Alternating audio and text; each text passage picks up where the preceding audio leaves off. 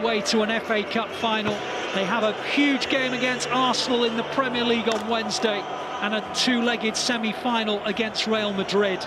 This magnificent season still hasn't earned a trophy yet, but the Blues are getting ever closer to grabbing one. They're in the FA Cup final. They've beaten Sheffield United by 3-0. A hat-trick for Riyad Mahrez.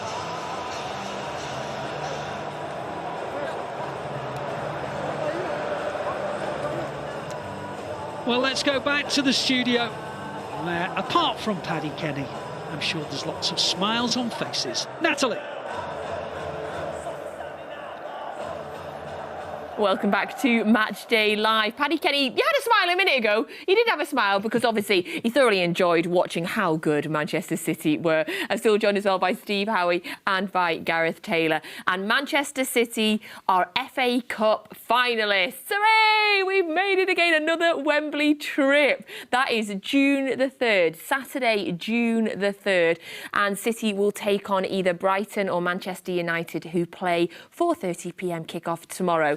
Some lovely stats for you from the game. So a hat-trick for Riyad Mahrez, who becomes the first player ever to score an FA Cup semi-final hat-trick at Wembley and the first in the semi-final of the FA Cup since 1958. Manchester City become the first team to reach the final without conceding a goal since Everton did it back in 1966. So some brilliant stats there. I'm absolutely and utterly thrilled as City take one step closer to winning the FA Cup again. Gareth, I just don't think it could have been a more perfect afternoon for us. Yeah, it was great. I think obviously really happy for Riyad getting a hat-trick, 3 real quality goals. Second one was a bit strange, the way he was able to dance through the middle of the Sheffield United defence, but that early goal in the second half really just shaped things and made it a comfortable day for Pep and his team, allowed him to make some changes, get some key players off, start thinking ahead to Wednesday night. But you know, I think Sheffield needs to be proud with their performance they put in, did really well to get to the semi-final, made a good challenge of it. If other things had gone their way, you know, scoring early on might have changed the outcome slightly, but I think City showed their class overall. Are you feeling proud of Sheffield United, Paddy? Yeah, definitely. I think to get that far in the competition in the first place was an achievement. It was no pressure for them today. Go out there, try enjoy it. Obviously, you don't want to lose. Everyone goes out there to win the game of football. On to Wednesday now, and we could seal promotion Wednesday, so I'm sure they'll be concentrating on that now. Yeah, promotion and FA Cup semi-final would be a very good season. And they played well, despite the fact that City ended up winning comfortably. Certainly Sheffield United, there's nothing to be ashamed of in that performance. No, I think they frustrated Man City in the first half. Didn't really create much themselves. The penalty changed the outcome of the game. It just, obviously, like we said, it touched on at half-time that Sheffield United were going to have to come out a little bit. And like what we just said then, the second goal was very strange and that more or less sealed it. But yes, they've got to be very proud. And like I said, we move on to Wednesday now. Yeah, I'd like to talk about that second goal now, Steve. Of course, as Gareth mentioned, came quickly in the second half, in the 60th minute for City to make it 2-0. So Riyad Mahrez picks the ball up, wins the ball back, just over the halfway line, and then he just runs. Could you tell us what happens after that? Well, he basically, as he's running towards the defenders, really from a goalkeeper's point of view, from a manager's point of view, from a defender's point of view, somebody has to go and engage him. Somebody has to step out and try and sort of make a mark, you know, kind of get past me. But as it was, the backing off, and one of the defenders in particular is actually facing the other way. So if Mahrez is running this way towards me, one of the defenders is actually faced that way and turning his head. And we made the comment, as Mahrez just jinxed, he goes as though he's actually going to play it. He doesn't, just takes that extra little step in. You can see the defender, he knows he's not getting back because you can see the eyes close as though he's kind of saying, that's it, I'm out of the game. And of course, he slots it away fantastically well. But a great goal. He's obviously, you know, the Sheffield United players are aware that Haaland makes that really good run. Tails made a really good point. He thought actually Haaland could have gone the other side. But obviously it worked out fantastically well, slotted away, lovely, no real coming back from United then. Do you want better from your defenders there, Paddy? Oh yeah, definitely, but we said through the game that obviously his body shape, he's looking the wrong way and his body should be turned the other way, but like we've touched on before, these things happen. You're playing against world-class players. They didn't have a lot of possession in the game. they were always going to be tired, and that's when you make mistakes. In Riyad Mahrez, in high confidence there, which I just think is so fantastic as well, Gareth, considering that he's not been playing regularly, despite the fact that I think he's been phenomenal, particularly since the World Cup break. And he goes on to get his hat-trick. So he made it 3-0. Another assist from Jack Grealish. And he's waiting there. Mahrez is waiting and slots it in. A hat-trick in a semi-final. Phenomenal. Yeah, it was a brilliant goal as well. I think we questioned the goalkeeper, but Paddy can give us a bit more insight into that in a moment. Again. Not sure if it's a bit of a soft hand. Thought a good strike. But no, I think it was a great finish from Riyad. He controlled it was a good pick out from Jack, and he controlled it really well. You know, and it was a top hat trick from him today. What did you make of the goalkeeping, Paddy? Yeah, possibly could have done better. But it's always easier when you're sat here watching it until you're down there. Still in the middle of the goal. He's got to save it. Going away from him. Goalkeepers Union, we do love them on here. Right, FG is pitch side at Wembley. He's got Michael Brown. They'll be giving us their reaction now. OK, full time at the Etihad South. Michael Brown joins me pitch side. Michael, first half was a bit tight, but a fantastic second half performance, and nice for City to book the place in the final. Yeah, it was really tight, as expected. Sheffield United really good out of possession. They get a really good solid back five, made it tough. They had a great chance on 1 minute, didn't it? Illiman and Jai didn't take it, but City just forced those mistakes, grinded it down, and then a Riyad Mahrez hat-trick. Fantastic display in the end, and a final FA Cup for Man City. There's something really special in the air with this group of players. We saw a few players, you know, who haven't featured as much, and they all step up and did so well today. They do. That's what you expect. That's what Pep Guardiola demands. Obviously, great to see Cole Palmer almost got a goal at the end. Phil Foden coming back as well. Obviously, outings for many players. Gomez as well did so well. So many positives for Pep Guardiola on the side going forward. But no, it's another big win in a big week of football. A massive week of football, and we're going on to the Wednesday at Arsenal. It's just a case of we go again now for these players. Yeah, go again. Obviously, it's going to be a tough game, but with Arsenal's results of late, the confidence should be there. It's a massive game we're all looking forward to. And obviously, Riyad Mahrez scoring a hat-trick. It was nice for someone else in that dressing room to have a match ball. Yeah, it is, finally, rather than Erling Haaland, for sure. Apart from him, who else stood out for you today? I think it was a team performance. Riyad Mahrez has got to take all the credit for getting that hat-trick. So, listen, it's another great day and, you know, a solid performance. A great day indeed. Now, before we do go here on Matchday Live back to the studio, I want to really quickly mention something that Michael Brown's doing tomorrow, which is a marathon. You're running a marathon tomorrow. Yeah, London Marathon for Christie, cancer charity in Manchester. So it's going to be a tough day. So we have to get some rest in these legs. You are indeed. I saw you loaded up the carbs at half-time, getting ready for it. Trying my best. If you want to donate, go and check out Michael Brown's socials and everything. Look, I'm going to get a head start on you. I'm going to go and start the marathon now, so see you soon. Thanks a lot. All the best. Yeah, FG's going to need that 16-hour head start, I would say, to beat Michael Brown. Best of luck, Brownie, tomorrow, running the London Marathon for the Christie charity in Manchester. Best of luck, Brownie. We'll be following you on social media to see how it all goes. And big thank you to FG as well. Continues to be the happiest man in the world. Every time we see him pitchside, couldn't find a bigger smile if we tried. So City are through to the FA Cup final, June the 3rd, with a 3-0 victory over Sheffield United. I'm still just kind of glowing, Steve, because it feels like it couldn't have been a better afternoon. We get the clean sheet, no goals conceded in the FA Cup, the 3-0 comfortable victory, the hat-trick for Mahrez, the fact that we had the opportunity to bring on Phil Foden back from injury, Rico Lewis, Cole Palmer, to give these young players a taste of Wembley as well. It just couldn't have been a better afternoon. Definitely not. And also, you know, giving key players rest as well. I mean, obviously, as a player, you want to play in semi-finals, but obviously the manager and the players have to look at the bigger picture. The manager obviously is, but as a player, you want to play in semi-finals at Wembley. But I think they'll be thinking, well, look, the manager's right, we have got a big game against Arsenal. I think at the start of the week, when you'd looked at the fixtures, Bayern Munich, tick, that's done. Semi-final, tick, that's done. Now, can they make a tick against Arsenal on Wednesday? Oh, you just made me stomach jump there, Steve. It felt a bit sick there. Thinking about the young players, Paddy, who was your club growing up? Were you a Sheffield United fan? Oh no, that's not the right question. Oh no, who were you? Man United. Oh dear me. You knew it was coming, didn't you? You knew it was coming. Have you stitched me up there, haven't you? No, I haven't. I swear I haven't. I was gonna guess it was Sheffield United, and I was gonna. Oh my goodness! Yeah. Right, we'll get onto that in a second. No, but obviously when you start playing and stuff like that, I go watch Sheffield United a lot now, so they're my team now. Right, we'll rip you for being a United fan in just a second. My point being, Gareth, was the fact that there was 5 players on that pitch today that grew up as Manchester City fans. If you count Erling Haaland, we know Sergio Gomez grew up as a City fan, Cole Palmer, Rico Lewis, Phil Foden.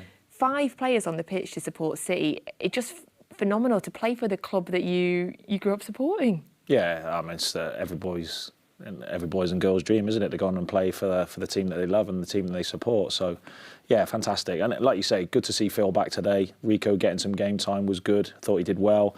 I was really impressed with Cole Palmer. Thought he did really well in the game. And again, going back to Ortega at the back, comes in, doesn't have much rhythm and game time, but he comes in and puts in a pretty solid performance. Didn't have loads and loads to do, but I thought he was really assured when the ball went back to him, and his build-up play was of a high level. So, and that's hard to do, you know, when you're out of the team and you're not in so much, to come in and to play and perform at a decent level. Gomez as well, you know, they were pretty faultless today. So I think fair play, and I think that just goes to show a good attitude, good mentality from the players who are not necessarily playing all of the time, to be ready to train at high levels, to come into the team and do your bit.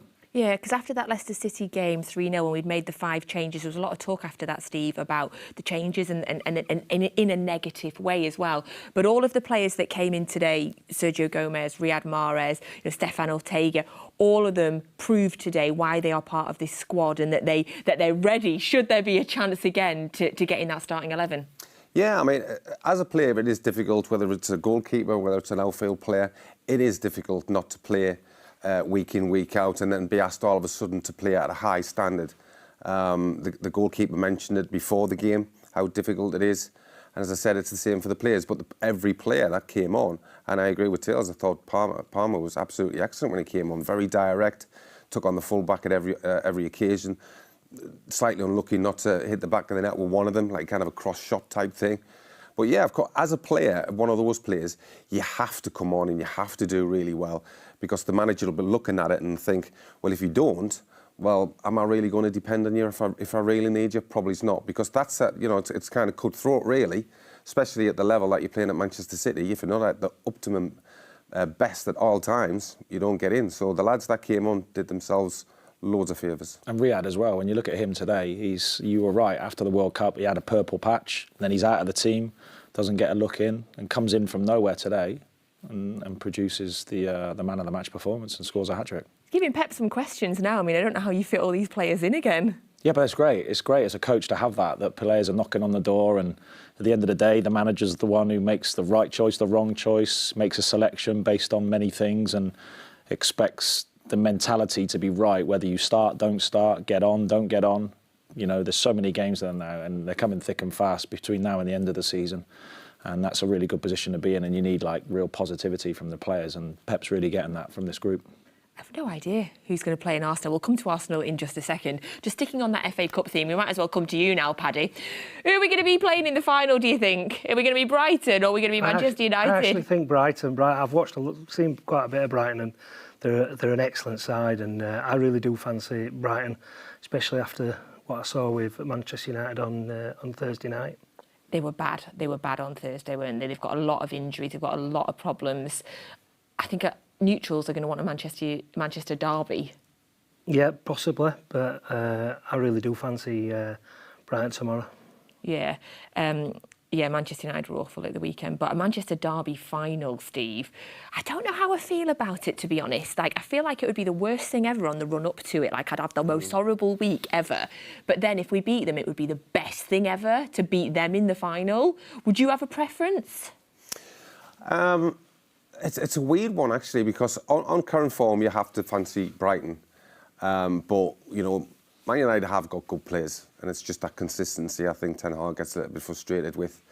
Looking at it from a City point of view, do you want Brighton to beat them? Yes. But also, do you want Man United to go through so you can just drag them all down to Wembley and beat them then? I think that might be a little bit better.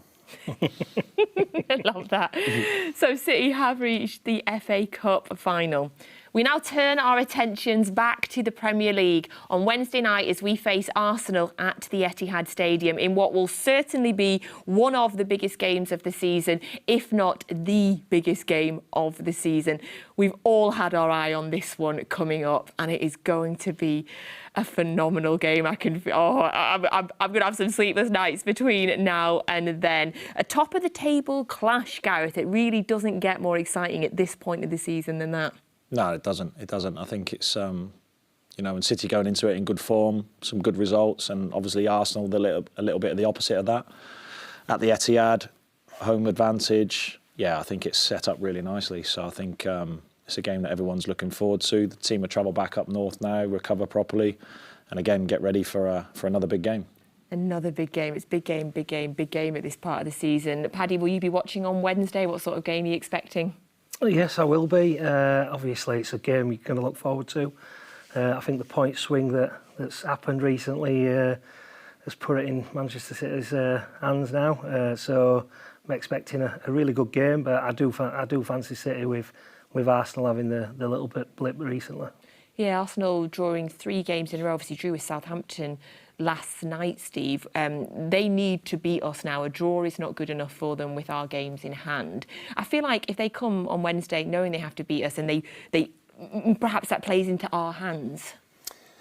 Yeah, I think it could be a strange one. I think it could be, I know this just sounds stupid, but it could be either really, really tight, or the way that City are playing, it could be 3 or 4. Because I just feel as though at the moment, Arsenal's just getting a little bit nervy.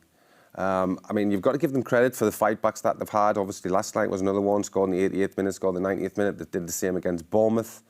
But they seem to be conceding, a lot of goals now compared to what they were. But when you've got a City team that's as attacking-minded and as devastating going forward as any team in the league, obviously the best team in the league, I think this could be a high-scoring game. Clearly, more goals for Man City. Yeah, absolutely, because Arsenal have conceded 3 against Southampton, conceded 2 in each of the last 2 games as well. Still picking up draws, though. I mean, they come back from a 2-0, they were 3-1 down last night, Gareth, and we know that if they win, it's still in their hands. So are you expecting, similar to Steve, do you think there'll be a lot of goals? Or do you think is it going to be a tie, or is it going to be a game with a lot of fight? Yeah, it could be an edgy game, or it could be like Steve said, City really go and open up and capitalise on Arsenal's probably lack of confidence at the minute. But yeah, I think it's a game where, it's a good time for City to play Arsenal.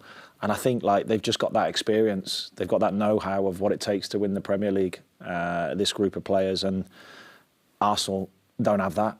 And I think that's probably why we're seeing them falter a little bit now, because, they've had this lead for a while. They've had the pressure on them. They've had everyone giving them the plaudits. And it's tough. I've always fancied City to, even when it was 8 points, I really fancied them to still be there, because, as much as this game's important on Wednesday night, both teams have still got some games to deal with. They've both got to play Brighton, which Brighton we've been talking about are a pretty decent team at the moment. So, yeah, there's a bit of work to do. But you just feel at the moment City were where they're at and where they've been, and having had that experience of winning the Premier League and over the last few seasons, I think that carries a lot of weight. Yeah, City have done it before, come from behind to go on and win the league. I mean, we've done it obviously famously quite, a few times, taken leagues down to the wire and held our nerve, Paddy. Do you think the fact that we've done that, everybody knows that we've done that, could that psychologically be getting into the head of Arsenal, knowing it's City that is chasing you down? Oh, yeah, 100%. I think, like Tail said, they've been there, they've got the experience, they know how to do it, they know how to deal with that pressure, and the Arsenal players have not been in that situation, and that is why if they can get the win or a result on Wednesday, then I do fancy City to push on from that. How do we pick a starting 11 for Wednesday, Steve, now that we've seen Riyad Mahrez get a hat-trick today? Yeah, it's a difficult one, but as Teal said, it's a great conundrum really for the manager to have. It's a really good problem to have. I mean, obviously there was still players on the bench, Diaz, Stones, De Bruyne, people like that still to come in, because I'm pretty sure they will start. But again, you look at Mahrez and his performance today, 3 goals.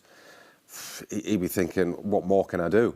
I mean, we had the conversation about the goalkeeping scenario. Obviously now City's in the final. Does he stick with Ortega, or does he go with Edison, which is, you know, one of them ones where the manager ultimately makes the decisions. But it's a fantastic kind of, everybody wants to play because this is the kind of the best bit of the season. Everybody's kind of on edge. It's the big, every game's a big game. And the prizes to be won can put you in the history books. Really, really genuinely the history books, absolutely. Yeah, thank you so much. Again, stomach just jumped, Steve, just made me feel a bit sick. Thanks for that. Hitting the end of the season It's not the first time somebody's told me that. Obviously, with the exception of Nathan Ake, who we know is injured, City coming into this point of the season, Phil Foden back today, players like Riyad Mahrez, as we keep saying, with the exception of Nathan Ake, fully fit squad. Too many players playing well to hit, to make a starting 11. It really does feel like there's something really special brewing for this team at the minute. Yeah, definitely. And I think, we were probably questioning, not necessarily questioning Pep, but we were questioning maybe the many changes in the pre-match before the game today. But I think, look, that team went out and were really convincing in what they did. So I think it's regardless of which team he picks on Wednesday, they have the quality in that team to be able to go and beat Arsenal. And I think that's a good thing to have. A lot of football to be played still the rest of the season. But obviously this is a big game Wednesday night. Thank you, Gareth. Thank you so much for being with us today. Best of luck for the rest of the season as well. Steve, always a pleasure. Thank you for being here. And Paddy, I hope you enjoyed your first time. Thank you. Yeah, will you come again? Yeah, of course I will. You didn't say that confidently. Thank you very much for being with us today, and thank you all for joining us on Matchday Live. So, after a week that has seen us reach the semi-finals of the Champions League for a third year running, and our first FA Cup final since 2019, we'll be back on Wednesday night for perhaps our biggest game of the season as we face top of the league Arsenal. Kel Spellman will be joined by Paul Dickoff, Colo Torre and Stephen McInerney for all of your pre-match build-up, of course, plus half-time and full-time analysis as well. And you'll get your full match commentary available to you on the City app, exclusively by the wonderful Alistair Mann, and he'll be joined by our legend Andy Morrison. So, Blues, enjoy the rest of your weekend and get June the 3rd in your diary for the FA Cup final. We'll see you on Wednesday.